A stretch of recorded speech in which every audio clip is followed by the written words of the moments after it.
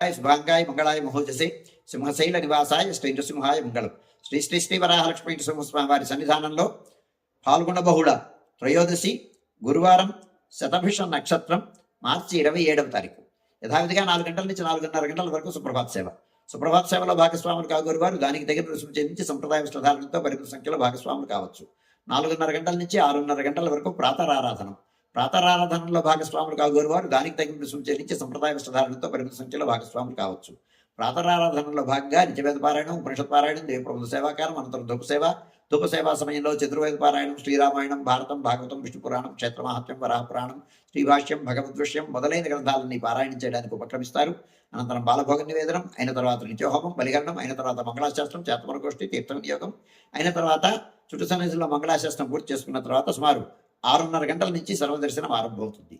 7:30 గంటలకు గురువార ప్రయుక్తంగా అష్టోత్తర శత స్వర్ణ పుష్పార్చనం, 8:30 గంటలకు గరుడ సేవ, 9:30 గంటలకు నిత్య కళ్యాణం ఆరంభమవుతాయి. ఆయా సేవల్లో భాగస్వాములు కాగోరువారు ఆయా సేవలకు తగిన రుసుము చెల్లించి సంప్రదాయ వస్త్రధారణంతో పరిమిత సంఖ్యలో భాగస్వాములు కావచ్చు. 11:30 గంటల నుంచి 12:15 గంటల వరకు రాజభోగ నివేదనం, మహానివేదనం. ఈ సమయంలో భక్తుల యొక్క దర్శనము నిలుపుదల చేయడం జరుగుతుంది. గురువార ప్రయుక్తమైనటువంటి ఆస్థానం సేవాకాలం ఈ సమయంలో జరుగుతుంది. మధ్యాహ్నం 12:15 గంటల నుంచి 2:30 గంటల వరకు సర్వదర్శనం కొనసాగుతుంది. మధ్యాహ్నం 2:30 గంటల నుంచి 3 గంటల వరకు మధ్యాహ్న విరామం. ఈ సమయంలో భక్తుల యొక్క దర్శనము నిలుపుదల చేయడం జరుగుతుంది. మధ్యాహ్నం 3 గంటల నుంచి రాత్రి 7 గంటల వరకు సర్వదర్శనం కొనసాగుతుంది. సాయంకాలం 5 గంటల నుంచి 5:30 గంటల ప్రాంతంలో ప్రధానాలయంలో సహస్రనామార్చన జరుగుతుంది. ఆస్తికులైనటువంటి భక్తులు దానికి తగిన రుసుము చెల్లించి సంప్రదాయ వస్త్రధారణంతో పరిమిత సంఖ్యలో భాగస్వాములు కావచ్చు. రాత్రి 7 గంటల నుంచి 8:30 గంటల వరకు రాత్రి ఆరాధన. రాత్రి ఆరాధనలో భాగస్వాములు కాగోరు వారు దానికి తగిన రుసుము చెల్లించి సంప్రదాయ వస్త్రధారణతో పరిమిత సంఖ్యలో భాగస్వాములు కావచ్చు.